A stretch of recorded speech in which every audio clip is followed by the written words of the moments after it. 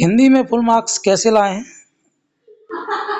नमस्कार प्यारे विद्यार्थियों, मैं हूं आपका हिंदी गुरु और आज मैं आपको बताने जा रहा हूं हिंदी में पूरे के पूरे नंबर लाने का वो रहस्य जो ना तो किताब में लिखा है, ना ही कोई एग्जामिनर आपको बताएगा।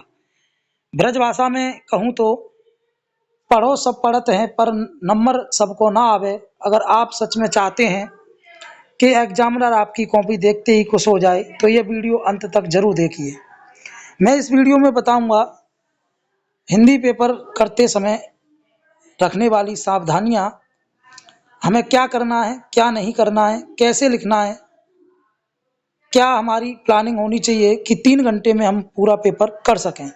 तो शुरू करते हैं वीडियो। पार्ट 1, एग्जामिनर का मन कैसे काम करता है, ये सबसे ज़्यादा इम्पोर्टेंट है। आप बच्चों को ध्यान में रखना जरूरी है।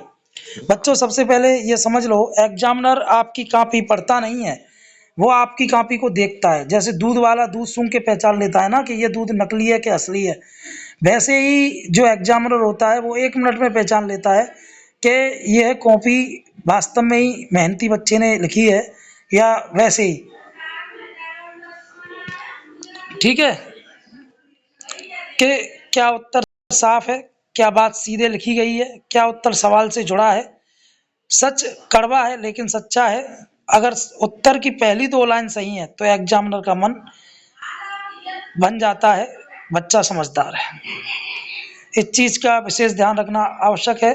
कहने का आशय यह है कि शुरुआत हमेशा ऐसी करो जो आपको आता हो, क्योंकि एग्जामिनर जब देखता है तो वो सबसे पहले यही देखता है। अगर आपका पहला प्रश्न ही गलत है तो फिर एग्जामिनर का भी मन डगमगा जाता है। तो अगर एग्जामिनर का मन अपने फेवर में करना है, पॉजिटिव करना है, तो सही उत्तर से ही शुरुआत करें। पार्ट 2, फुल मार्क्स का साइंस फॉर्मूला। अब सुनिए सबसे काम की बात, मैं इसे कहता हूं KPEL फॉर्मूला। KPEL फॉर्मूला मतलब के यानी कीवर्ड से शुरुआत, P पॉइंट से पॉइंट में उत्तर, E एग्जाम्पल या पुस्तक की पंक्ति, L अंत में निष्कर्ष। बात गोलमोल ना घुमाओ, सीधी चोट करो सवाल पर। कहने का आशय यह है कि हमें प्रश्नों का उत्तर घुमा फिरा कर नहीं लिखना है। जो पूछा जाए वही हमें लिखना है, उतना ही जवाब देना है जितना वो पूछा जा रहा है। मान के चलिए 5 नंबर का सवाल है तो हमें 5 पॉइंट लिखने हैं। 1 पॉइंट 1 नंबर का होगा, यानी जो भी हम लिख रहे हैं उसमें 5 पॉइंट साफ, सुंदर और स्वच्छ लेख में हमें लिख देने हैं। पार्ट 3 देख लेते हैं, साहित्य में पूरे नंबर कैसे आए। बच्चों, साहित्य में सबसे बड़ी गलती क्या होती है? कहानी याद करके लिख देना, कविता रटकर उगल देना। ये हमारी पहचान होती है, यानी हम रट्टा मारते हैं। रट्टा नहीं मारना चाहिए, क्योंकि एग्जामिनर क्या कहता है, मैंने सवाल कुछ और पूछा, तूने लिखा कुछ और। सही तरीका क्या है? सवाल को ही उत्तर बना दो। उदाहरण देखो, लेखक ने समाज की किस समस्या को दिखाया है, तो उत्तर ऐसे शुरू करो, लेखक द्वारा दिखाई गई सामाजिक समस्या को लो, फिर समस्या का उदाहरण लो, लेखक का उद्देश्य क्या है, वो क्या जानना चाहता है वो लो, और समाज पर उसका क्या प्रभाव पड़ेगा ये, और अंत में उसका निष्कर्ष। सवाल जैसे हों जवाब वैसो ही दियो, यही तरीका आपको फुल मार्क्स दिलाता है।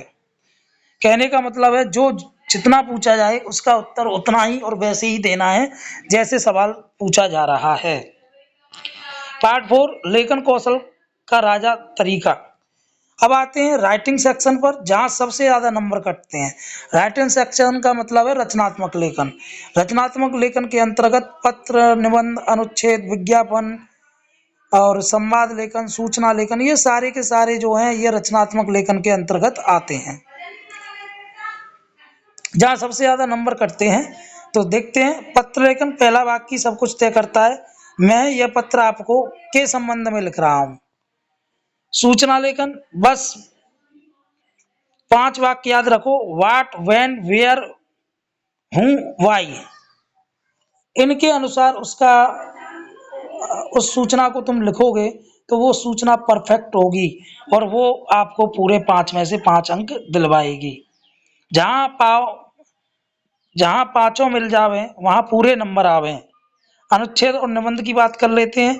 पहली पंक्ति पर विषय, बीच में 3 विचार, अंत में निष्कर्ष। याद रखो, राइटिंग में भाषा नहीं, फॉर्मेट नंबर दिलाता है।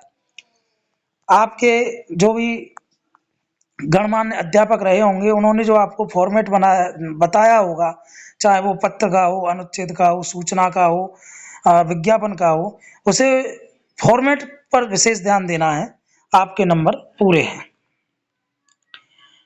पार्ट 5, व्याकरण बिना रटे। बच्चों, समाज रटने की चीज नहीं, व्याकरण रटने की चीज नहीं है, पहचानने की चीज है। दो शब्द जुड़े, संधि, अर्थ बदल जाए, समास, सुंदरता, तुलना, अलंकार। एमसीक्यू में क्या करना है, पहले गलत काटो, यानी जब भी आप एमसीक्यू करें तो पहले जो गलत आंसर है उसको उन्हें काट दो, सही अपने आप बच जाएगा। यानी जो सही आंसर होगा वो आपको खुद से खुद दिख जाएगा। गलत हटाओ, सही खुद बोलो, ठीक है। पार्ट 6, प्रेजेंटेशन, चुपचाप नंबर बढ़ाने वाला।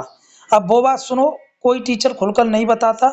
हमेशा बोर्ड पेपर में नीली स्याही, नीले पेन का ही यूज किया जाएगा, ब्लैक पेन का यूज नहीं किया जाएगा। हर उत्तर के बीच में एक लाइन जो है छोड़ने की कोशिश, जैसे उत्तर लिख दिया तो 1 या 2 लाइन छोड़कर अगले प्रश्न का उत्तर लिखें, 2 से 3 लाइन छोड़कर, ठीक है। ऐसा नहीं है कि एक उत्तर समाप्त हुआ, उसके बाद हमने एक लाइन नहीं छोड़ी और अगले उत्तर, तो ये गलत तरीका है।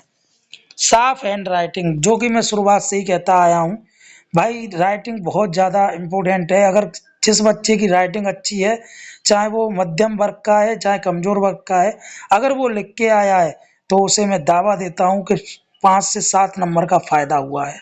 और जिस बच्चे की राइटिंग खराब है और बेशक वो होशियार है, ब्रिलियंट है, फिर भी उसके नंबर, उसे 5 से 7 नंबर का नुकसान हुआ है। तो मेरा कहने का आशय मतलब यह है कि आप अपनी राइटिंग पर भी काम करें। राइटिंग साफ स्वच्छ हो, अगर राइटिंग खराब है तो उसमें काट पीट ना हो, अक्षरों को समान दूरी पर लिखें, यह इसकी सबसे अच्छी पहचान है। एग्जामिनर मन ही मन कहता है काफी सुंदर है, बच्चा होशियार है, जो कि मैंने अभी आपको बताया। पार्ट 7, टाइम मैनेजमेंट, बहुत ज्यादा इंपॉर्टेंट है। 3 घंटे का पेपर ऐसे बांटना चाहिए हमें कि पूरी प्लानिंग के तहत।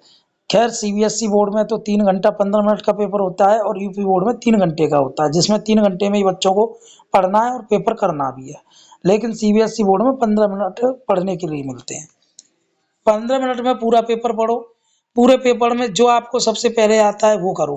मैं ये वो उन विद्यार्थियों के लिए बता रहा हूँ जिनकी हिंदी मध्यम है या कमजोर है। ऐसे बच्चे जिन्हें हिंदी पूरी आती है, अच्छे से आती है, सब कुछ आता है, वो प्रश्न नंबर 1 से शुरुआत करें और अंत तक जाएं, ठीक है। बीच में जो नहीं आ रहा हो उस जगह को छोड़ दें, लेकिन पेपर को क्रम से करें। लेकिन ऐसे विद्यार्थी जो कमजोर हैं या मध्यम है, वो पहले वो प्रश्न करें जो उन पर आते हैं। तो 3 घंटे को कैसे बांटना है, 15 मिनट पूरा पेपर पढ़ने में, 1 घंटा 30 मिनट साहित्य के काम को करने में और 45 मिनट व्याकरण और लेखन के कार्य को करने में, 30 मिनट रिवीजन।